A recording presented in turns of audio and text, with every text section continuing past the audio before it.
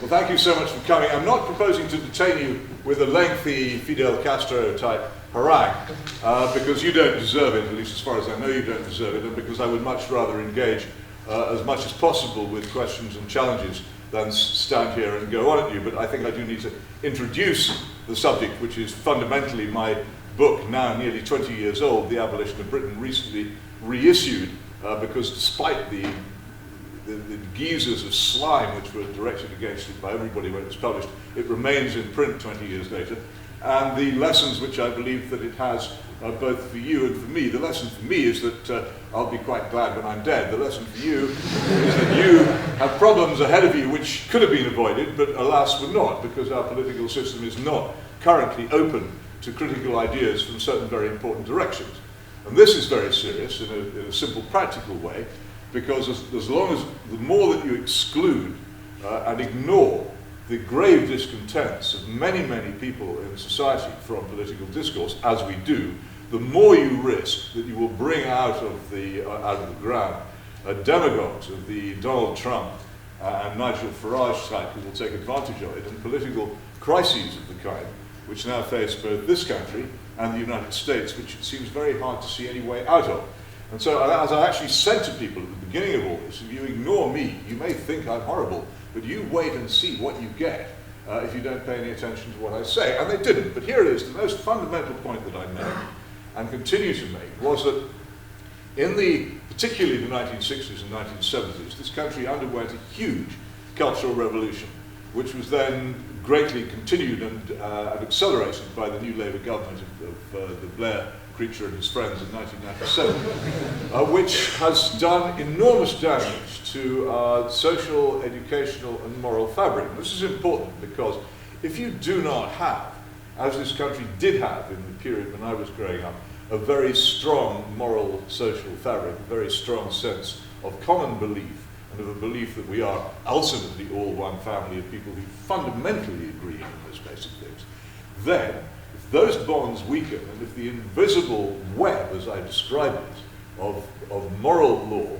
and of simple good manners and of generosity towards each other begins to fade, then you create the circumstances in which a strong state begins to arise. And my greatest fear is actually that, the ability of the individual to think and speak and assemble freely, and indeed the capacity to think, the capacity to read, the knowledge of the past, which is essential for any understanding of the present, will fade into nothing and be replaced by a kind of zombie society in which the state is strong and the mind is weak and morality is weak and private life virtually non-existent.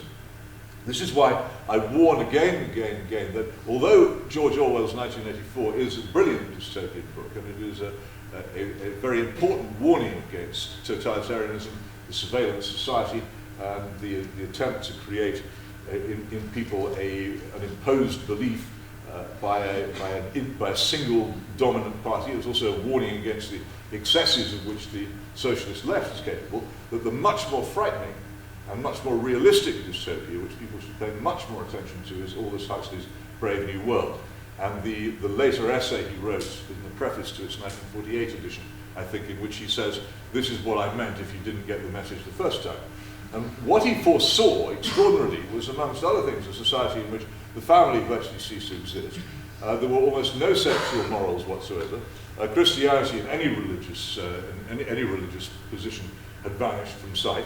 And also that the society was kept, by and large, stable and contented by the mass ingestion of mind-altering pills, particularly soma, a drug which was designed over many, many years by biochemists to create the effects of euphoria in people who wouldn't otherwise experience it. And no such drug actually exists or ever will exist, but it is an extremely sinister vision of a society, not at all far from the one which is developing among us at the moment. And any of you who haven't read it and studied it at least twice are missing something very important about warnings.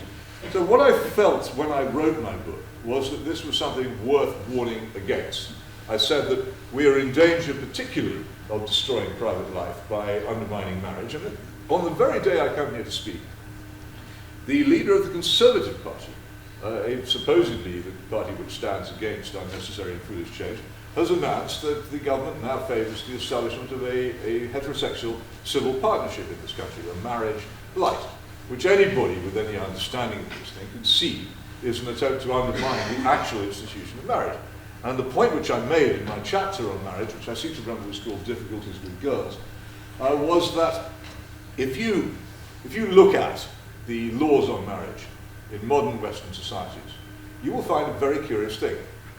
If you, none of you are old enough to do this either, but if any of you set out, say, to lease a car, and you then didn't make the payments, the car leasing company would go to court and they say to you, look, this person signed a contract to pay for the lease of this car.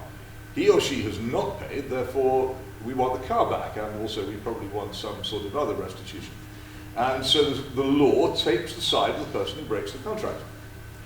If in a marriage two people have said publicly that they propose to stay together for life and never to take any other partner, and one of them decides they're not going to do this, the law will take the side of the person who breaks the oath. That person will eventually, under the divorce laws, be able to get out of that marriage, whatever the other parties of the marriage decides. And if the other party of the marriage insists on remaining in the marriage, ultimately the police can be called in to drag him or her from the marital home. And what is more, the children of the marital property will be distributed almost certainly in favour of the person who has broken the marriage. This is a ridiculous position in a country of laws, that the law takes the side of the lawbreaker against the side of the person who wants to keep it. But it is so. And why does this matter?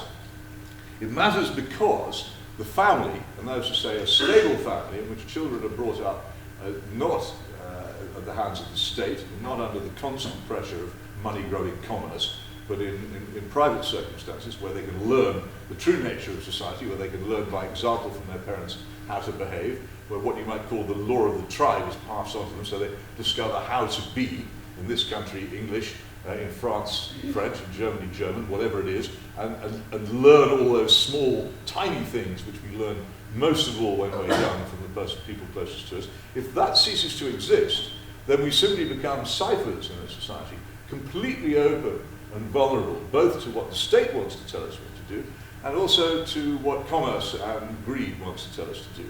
And this is what seems to me to be increasingly happening. And the symbol of this, the symbol of the atomized individual, totally vulnerable to any force which might push them this way and that, is the iPhone zombie, the person you see constantly walking along the street, bumping into you, gazing into their telephone, being brainwashed by somebody else into buying something or thinking something that they otherwise wouldn't buy or think.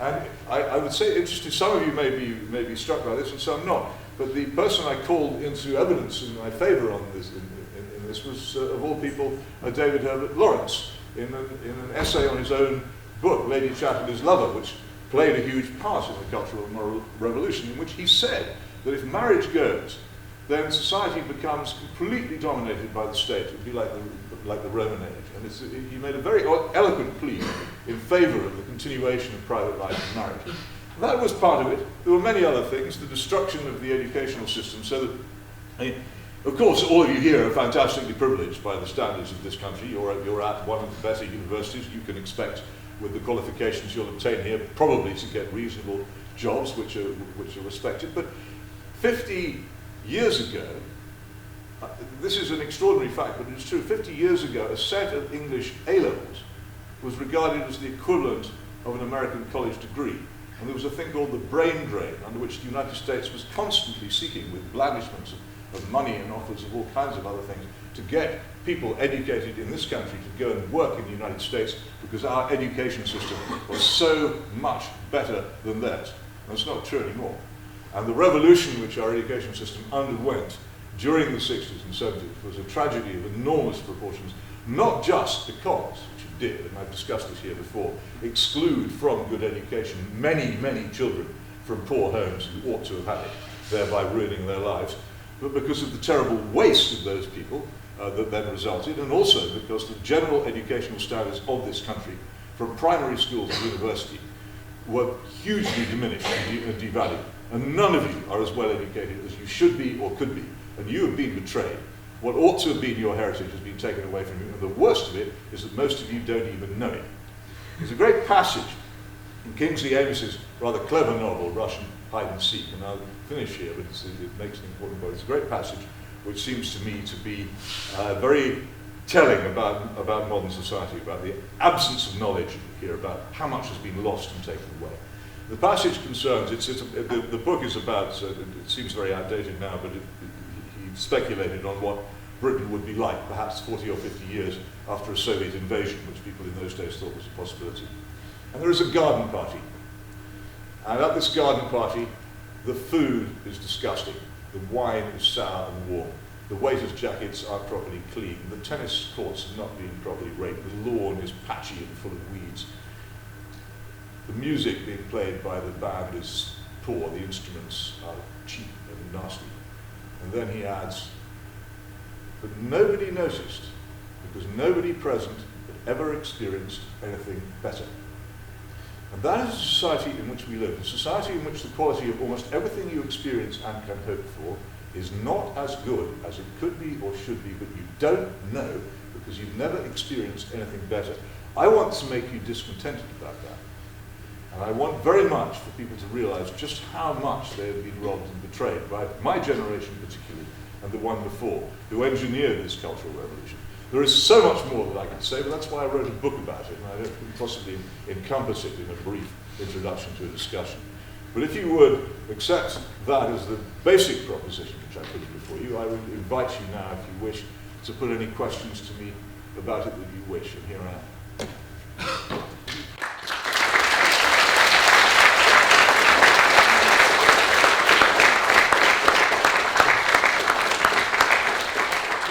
So I'd like to thank Peter. Thank you for that introduction. Yeah, I'm happy to. So if you sort of direct your questions to me, and then Peter can answer. So if you put your hand up if you've got a question, we'll pick 1, 2, or 3 people, and then we'll do another round. Okay. So yeah, hands up if you've got a question. We'll go to Ben, of course. Who else? You at the back, and you there, please. So Ben, if you'd like to go first. Can we do one at a time? One at a time. Yeah, that's fine. Doing 3 questions at once is a horrible Blairite trick. None of the questions actually get answered. That was why they did.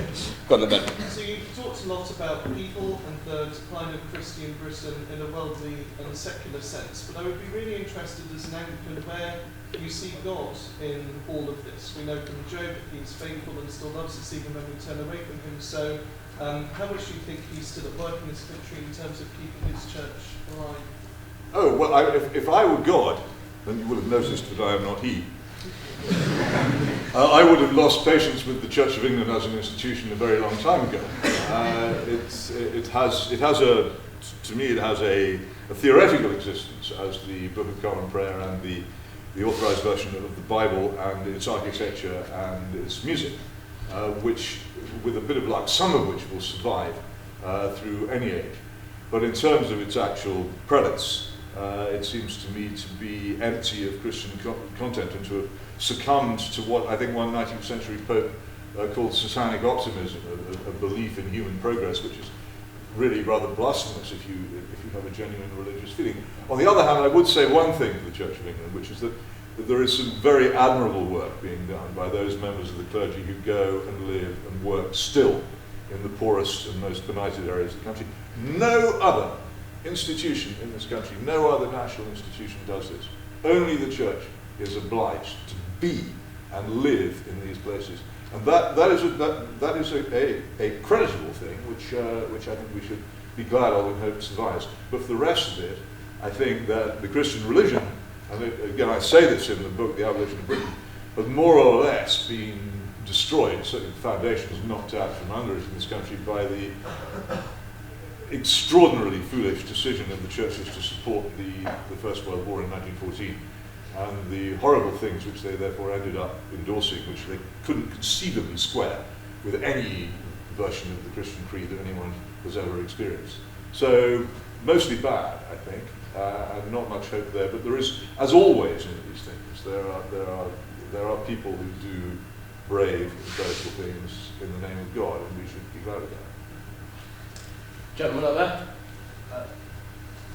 You mentioned the difficulties associated with divorce in your talk. Mm-hmm. Is it not possible that these difficulties could be avoided if couples chose to live together rather than make the full commitment in marriage? The difficulty is this.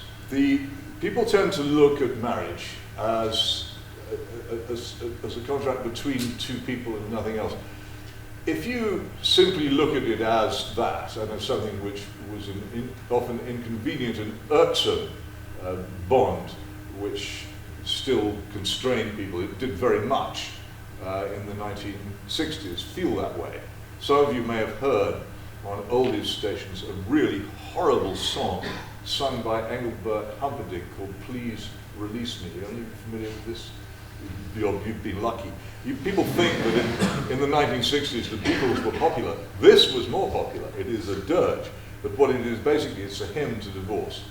And it was very, very widely played in the late 60s because huge numbers of people at that time, freed by the 1969 Divorce Law Reform Act from their previous bonds, broke up their marriages and felt a great sense of relief. No doubt about this, they did. And who can question that's true. But what we forget in all this is that marriages mostly have children. And the law, fascinating, English law on marriage since 1969, doesn't make any distinction whatsoever in reality between couples who have children and couples who have none. And the real sufferers from this weakness in the relationship are children. I wouldn't be a bit surprised. It happens in a lot of places where I make this work. Someone will say to me, well, my parents divorced and I'm much happier as a result. Well, I'm not going to argue with anybody's private experience.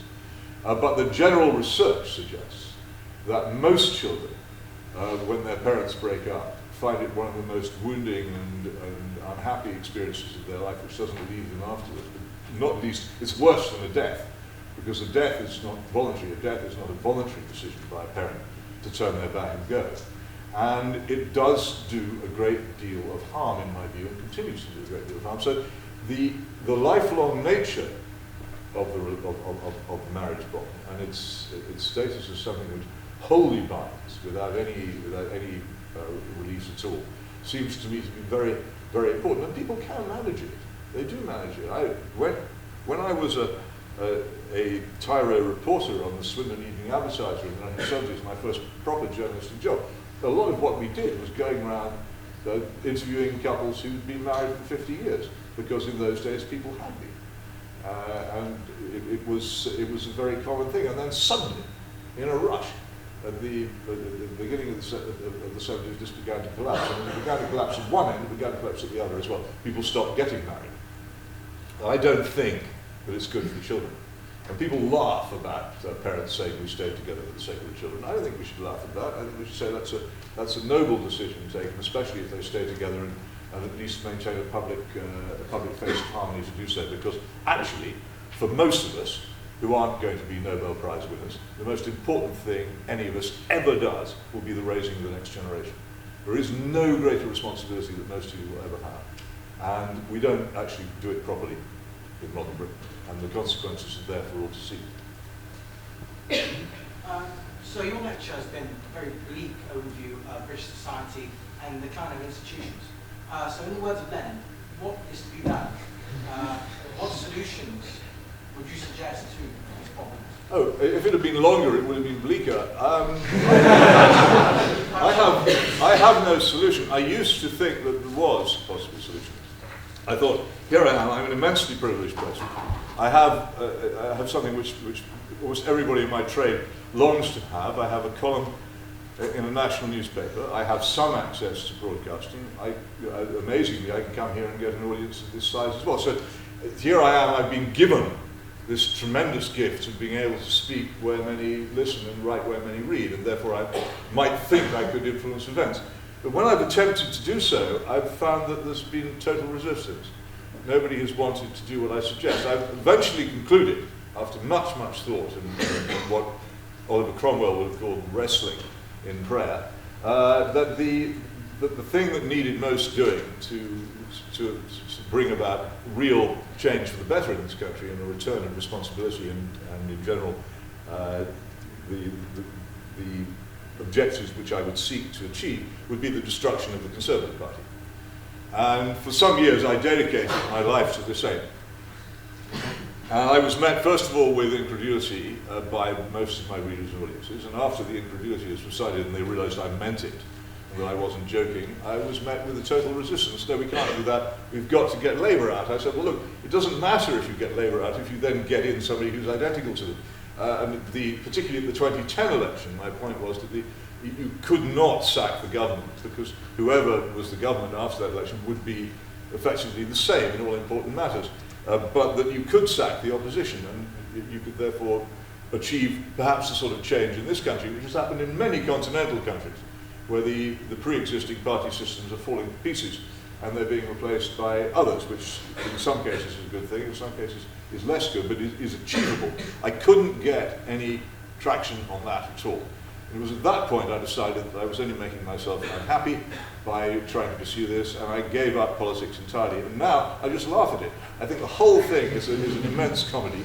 I hope that I shall be dead before the whole thing finally collapses, but it just depends. It's going to be a close race.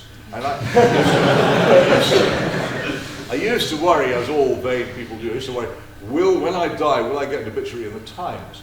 Now I worry, will the Times fold before I die, or will I die before the Times folds? You can't tell with any English institution whether it's still going to be there within 10 or 15 years. It's, you don't realise just what a teetering, tottering mess this country is, balanced upon a gigantic bubble of private and public debt, and run by a government of the most spectacular incompetence in modern history. And do not ever, some of you must be students of history, do not ever underestimate in trying to work out what has happened in the great disastrous moments of human life. Never underestimate the role of stupidity in what human beings do. And we are very much in the age of stupidity here, as well as in an age of bankruptcy.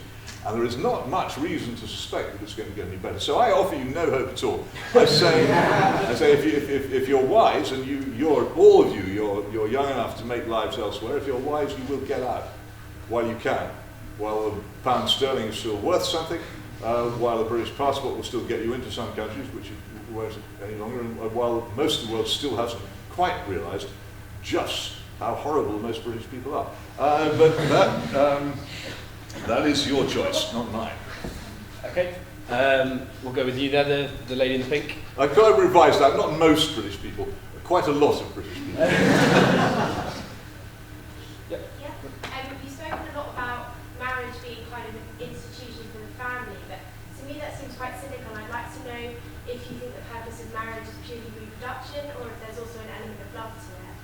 Well, I don't have it to hand here, but my summary of what matters about marriage is best provided by the service of holy matrimony in the Book of Common Prayer, the 1662 book, and it definitely isn't just about reproduction, though it certainly is about the procreation of children, and that is what it is most importantly designed to assist at. But of course love plays a part in it. And you will have heard, you will be familiar, as most people are who have any English literary or other or cultural knowledge, with the words of the marriage service, to have and to hold from this day forth, to love and to cherish, with my body I thee worship. These phrases, and of course the final one, till death us do part, these seem to me to be declaratory of a lot more than the utilitarian desire to procreate. So yes, obviously. Was there anything, did you want to follow on with that, or did any of that come as a surprise to you? Go for it. But for me, if love, you say, is the foundation of marriage, and you've recounted like the sacrament of marriage in the Bible, then if the love breaks down, then surely the marriage by default should have the right to break down and not force itself to stay together. Well, the point is not actually, on a technical point, divorce is not permission to separate. If people really want to separate, they can separate. They don't need a divorce to do that. What divorce is permission to remarry. Now, I don't know what your view is on oaths and promises, or whether you think people should keep them or not. But if you give someone permission to remarry when their living spouse is still on this earth, then what you're doing is you're saying what you can do is you can, having made a pledge to remain married for life to this person. You can abandon that pledge, and then you can make the same promise to somebody else who knows that you lied to the first person. Now, it seems to me that certainly no church and no rational legal system can encourage people in promise breaking on that level. Or you could say, which is pretty much what our society has said, that in the modern world our promises are now worthless. That we have what we say we don't mean. We can't be relied upon to follow through what we mean, and we are therefore a society which cannot actually rely on trust. Well, that's another route to take. But of course, if you examine the society, and any really civilized society with any care, you'll realize that it is upon trust that people will keep their word and keep their obligations that it exists. We can't conceivably enforce every single breach of promise with a legal action, with the police, with the courts. We have to rely on the fact that we can trust people. Therefore, if we have at the heart of our constitution of private life, which is what marriage is, we have at the heart of our constitution of private life a rejection of the idea that we actually mean what we say, then we put that also at the heart of everything else that we do, and we toss into the dustbin the whole idea of trust. And with trust gone, you will find very rapidly that it's very, very difficult to run an advanced civilization. The third world runs pretty much on mistrust, but the really successful societies in this country run on trust, and this one has.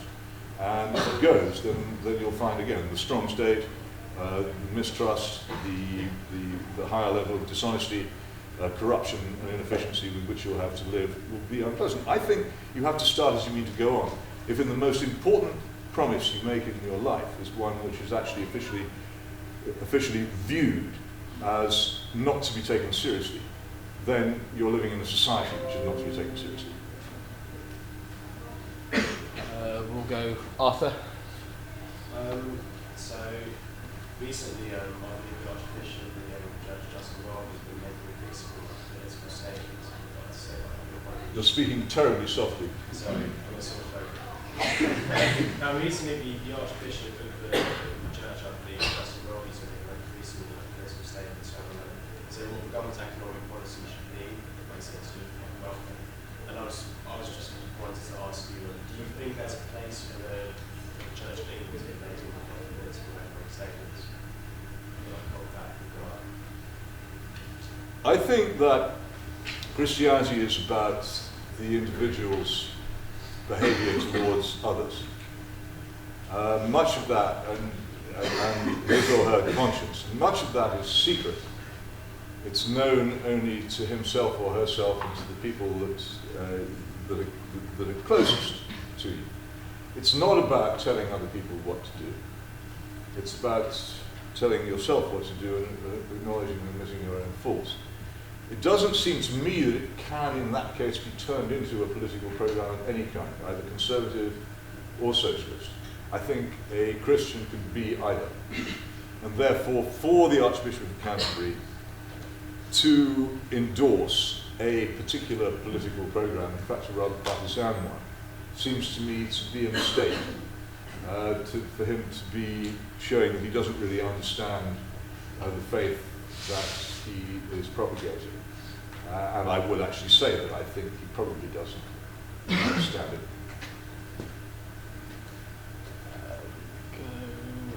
it. In the lady in the black? Yeah. Hi, I was wondering if we could go back to the topic of the Conservative Party. Obviously there has been this sort of transition of the state of the party over the past few decades to the point where they're not really conforming to like the values of like conservatism as like a philosophy. Like, why do you think that transition happened? Like, what provoked it?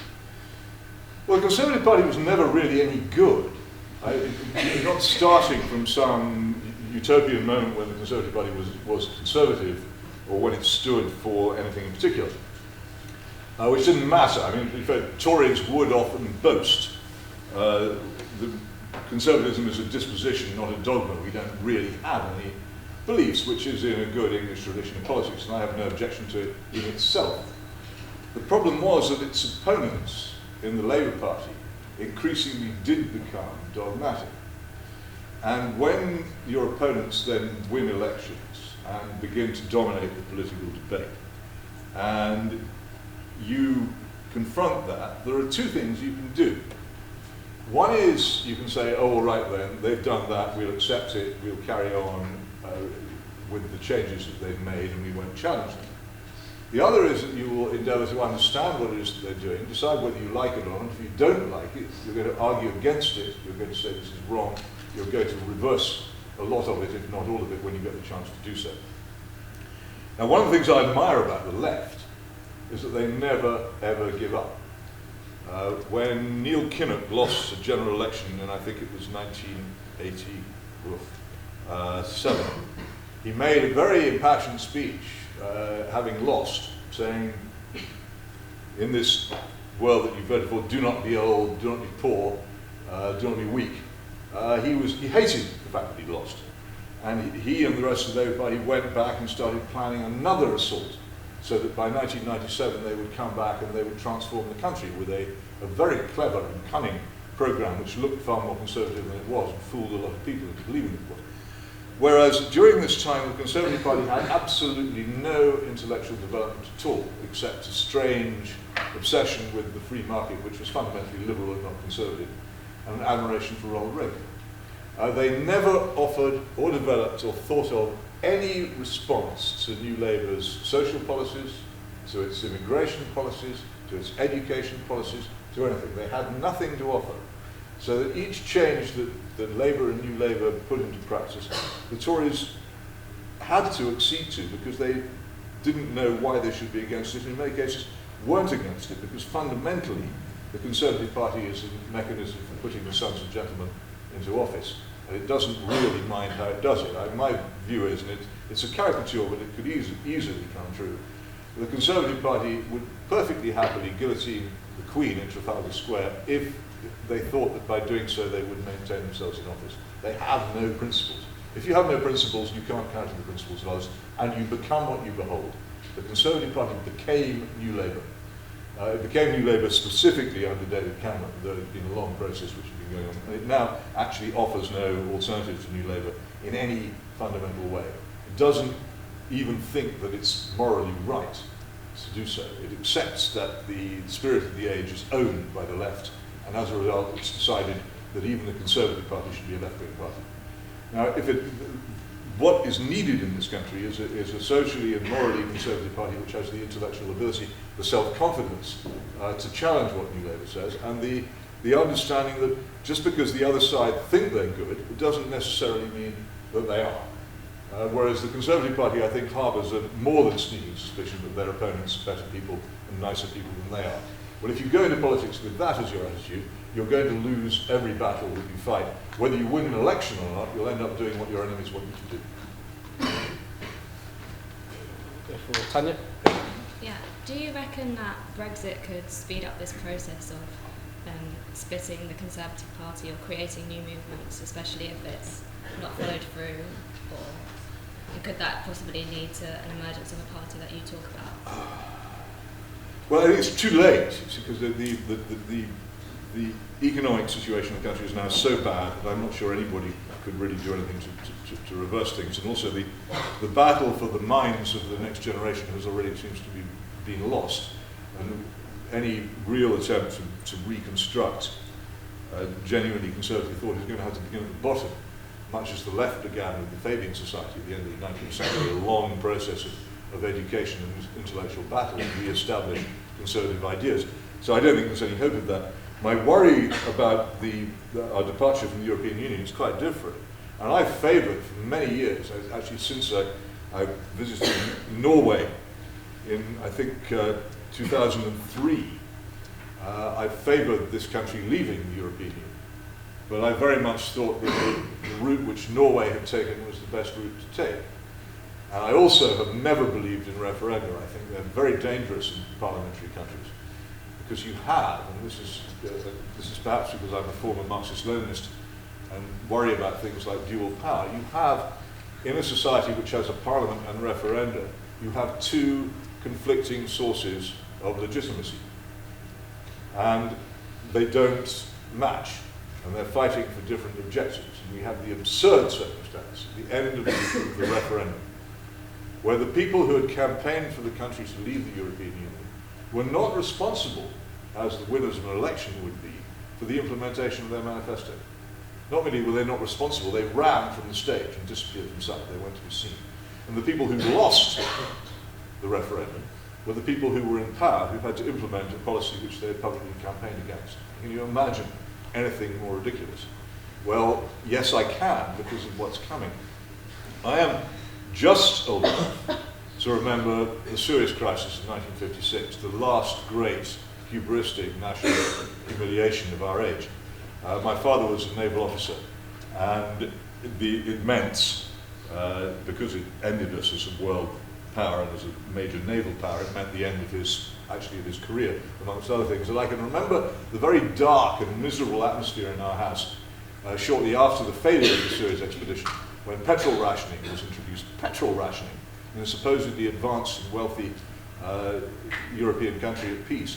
And everybody realized at that point that we had been utterly humiliated as a country. We were no longer what we thought we were. Something similar, I think, is going to happen in March and April of next year. I'm very afraid of it. We have an extraordinarily hubristic group of people who seem... my concern about our membership of the European Union was fundamentally to protect our unique legal system.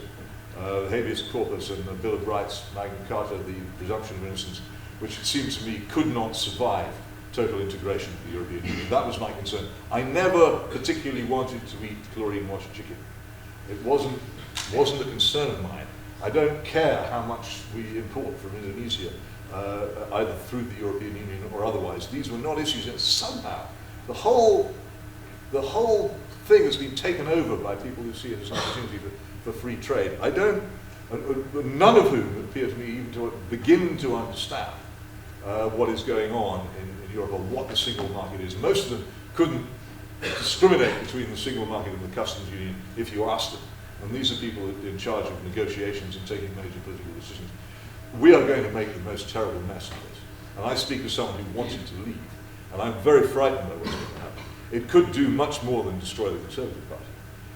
And I'm very much afraid that the effects of it, if we go ahead as increasingly influential people in politics wish to do, with the so-called hard exit, where we just leave without an agreement, then people are going to be astonished at the effects of that, of the vast queues of lorries on the M20, the failure of goods to appear in the shops, the inability of planes to fly in and out of our airports and things like that, which could well happen under the notices to stakeholders which the European Commission has issued, which you can read. It's extraordinary how many things are dependent on our continued membership of the single market. And I just look at our political class and I think they haven't any idea what they're doing. So, yeah, it could well end in the destruction of the Conservative Party, but I'm afraid the price that we pay for that welcome event might be so high that even I might hesitate. I think it was worth paying. We'll go for this gentleman here. Thanks for the talk, Mr. Hitchens. I have a quick question. You often seem to lament the decline of religious values, perhaps understood largely through Christianity and its heritage in Britain. In one of your interviews, I vividly remember you making a rather curious remark where you said the future of Britain was somehow Islamic, or I think to rephrase, you said something about Islam being the future religion in Britain. And I think it will be. I think it will be. How do you substantiate that? Oh, it's terribly easy. The Christianity in this country is increasingly confined to quite a small and diminishing minority. It's been more or less expelled from the state schools. It's not much taught in the private schools. There are millions and millions of children growing up in this country in supposedly Christian homes who don't even know the most basic Christian stories. And Christianity is actually quite a difficult religion to come to as a convert when you haven't been familiar with it. It has many very complex concepts, some of them quite hard to swallow. Islam, by contrast, is a tremendously simple religion with a very, very strong and simple appeal, which is far more easily accepted and avoids some of the things such as the virgin birth, which give Christian believers quite a lot of trouble, and specifically denies them and also denies the Trinity and things like that. And the other thing is, Islam isn't ashamed of itself. It is not diffident about being itself. It's a confident, proselytizing religion which continues to believe very strongly that it is right. And it now has a presence in this country. And I believe that when materialism fails and growth fails, there will be, I think, considerable scope for a religious revival in this country. I wouldn't like to say when, but I think it will come. They have come before. It came in the 18th century, during the time of the Moslems in this country, when Christianity was revived after a long period of almost total failure. And I think that Islam is a far better place than Christianity to take advantage of it. And it would not at all surprise me. I made this point actually largely to annoy Richard Dawkins, because I said to him, look, you're so anxious to destroy, and I know it went home because he keeps going on about it ever since. You're so anxious to destroy Christianity that you seem not to be aware of what you might put in its place. Often when radical liberals want to sweep something away, they're unaware that that something has arisen because there was a reason for its existence. I take something else which I get into terrible trouble about. It's the death penalty. And people say, well, isn't it wonderful that we now live in this fantastic liberal society in which we have no death penalty? And I say, well, that's as maybe, I don't happen to agree, but have you noticed that we have inherited instead an armed police force which quite often shoots people dead in the street without any even a pretense of due process? And that seems to me to be a direct consequence of the abolition of the death penalty. Did you want that? Well, no, of course they didn't want that. But it has happened because they failed to understand that the thing existed in the first place because of a strong natural reason for its existence. There's a strong natural reason for the existence in society of religion. If Christianity fails, which religion is most likely in this country to replace it? In my view, it's Islam, and I don't think that's an alarmist or a particularly startling point once you think about it. Not immediately, not next week, but you go to the Muslim parts of this country and you'll see a confidence in religion and a strength of feeling and a discipline in religion. And Islam is tremendously good at those parts of religion which Christianity has largely given up. If I fast for Lent or Advent, I'm on my own. If you're a Muslim and you fast for Ramadan, you fast with thousands of people at your side doing the same thing. And this is tremendously effective in binding it as a community and keeping it alive as something which families embrace and which brings people together. They're good at it. And so I think that they are so good at it that when the moment comes, when materialism does fail and when growth does fail, then I think and people turn again to religion as a consolation, there it will be. So just follow on that. Sure. Surely if incredulity towards meta-narratives, whatever they might be, a particular ideology or a particular religion, such as Christianity, surely in that kind of environment no religion could thrive, because ultimately the same attitude that makes it difficult for people to make a leap of faith and become Christian would surely stop them from giving consideration to any truth claim of any other religion, surely. I don't know why that's, you say surely. I mean, maybe you're right. But I don't think you can really append the word surely to it. You may be right. I happen to think you're wrong. I think that it is precisely at times when the consolations of material wealth and comfort fade, that people turn to the consolations of religion. And say where religion is simple and straightforward and strong and confident, that is the religion they will turn to. And I think Islam has, beyond doubt, an appeal. Who would I be to deny it? It doesn't happen to appeal to me personally, but I can see why it could appeal to other people, and I don't doubt its appeal and its coherence and its intransigence. And at such times, these things are effective, and people are impressed by them. I would not rule it out. Go for the man right up at the top there. Yeah, you. That's it. So you talked about how marriage is one of the few barriers towards a strong state. Why do you think that, since marriage is usually endorsed by the state?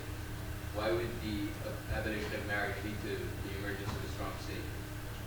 Well, I don't think marriage is endorsed by the state. A weakened form of marriage is endorsed by the state. Marriage as it was before the state began to meddle in it is not. Marriage before divorce became pretty much divorce on demand, which it is, and which is even more becoming now that new legislation is planning, is not marriage endorsed by the state. One of the first actions of the Bolsheviks in the Soviet Union was to make divorce much, much easier, because again, they feared the married family was going to be a conveyor belt for the continuation of religious belief and of independent thought. They wanted to have much more of a window into people's private lives, and they thought that by making divorce easier they would get it, and they were successful in that.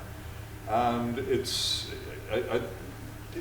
why is it so? Well, look, think of it this way. It's a simple Burkean point, where men do not put chains upon their own desires, then they will find, and if they pursue those desires unrestrained, they will find that they inconvenience their neighbours in the state so much, those chains are placed upon them externally.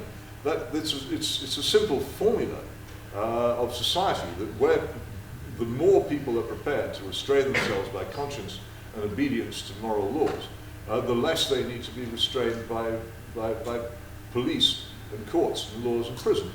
And one of the reasons why this is such a free society is because conscience has been so very strong in it for the past couple of centuries. As conscience weakens, we see it already. And look at a police officer, if you can ever find one, an English police officer now, in the year 2018, he has, hanging from his belt, or she has, a great telescopic club, at least one pair of handcuffs, a pepper spray, a taser. She or he wears a stab vest, and great whopping great boots. The police officers of my childhood had no weapons at all. They had one truncheon which was ordered to be kept concealed in their trousers. I think it was 8 inches long, and they were not supposed to use it except in circumstances of extreme peril, and they didn't. And they patrolled the streets unarmed and alone. And they had a huge effect on people because conscience was strong and a belief in the rule of law was strong, and they didn't need to. And there's a transformation you see from Dixon of Dock Green to Robocop. It is a symptom of a change in our society. People need to be made more afraid before they will behave than they used to be. So you're talking about how moral law needs to be enforced. Well, I'm talking about moral law can't be enforced. The whole point about moral law is that people have to embrace it and welcome it, or it's not moral law. And where they don't embrace it and welcome it, then the resulting disorder will be suppressed by force. Well, that's because people can't defend themselves. No, it's because this is not about people defending themselves. This is about a general failure of people to behave themselves well towards each other. And actually, it is true. Many people can't defend themselves under these circumstances. The weak cannot defend themselves, but the weak come off badly in all these circumstances. We'll have a couple more questions. We'll go to you over there in between sessions. Yep. So, despite the massive excesses of the left in the Soviet Union, massive bloody excesses in the 20th century, socialism and Marxism still have some form of legitimacy in academia, science, great degrees. Would you say that this is at all a cause or a symptom of the problems that you highlight? And if so, what can we do about it? Oh, what you do there is obvious to you, but it's not obvious to the left. Now, when I was a revolutionary socialist, I wasn't a communist, I was a Trotskyist. And a Trotskyist is a person who says that what went wrong with the Russian Revolution was not that there was anything fundamentally wrong with the Bolshevik idea, but that the wrong person was in charge of it, which is a delusion, but it's a powerful delusion, and it enables you to continue to be a revolutionary socialist and say, no, we wouldn't have had the Gulag, we wouldn't have had Stalin's purges, we wouldn't have made a pact with Hitler, we wouldn't have done all these things that they did because we're nicer. The truth is that, of course, had we, which of course we never came within 1,000 miles of, had we obtained power, we would have been just as bad. But the part of leftist politics is this illusion that they will be the ones who will not do the bad things that Stalin did. They will be the ones who successfully create the socialist utopia without actually killing millions of people. And the rule is, Hitchens' second law, I've forgotten what the first law is, but Hitchens' second law is utopia can only be approached across a sea of blood, and you never get there. But this is one which the left won't learn. They still think that utopia is attainable. What happened during the Soviet period is fascinating and largely unknown, and explains much of what happened in the 80s and 90s in this country. The cleverest Marxist in Europe at that time was an Italian called Antonio Gramsci, who recognized very early on that the Soviet experiment had failed, something which many other people took another 50 years to realize, really probably up until the Soviet and Warsaw Pact invasion of Czechoslovakia in 1968. Even until then, there were still people who thought that the Soviet model could be made successful. And some even thought that Mikhail Gorbachev's perestroika and glasnost in the 90s could make the Soviet Union successful.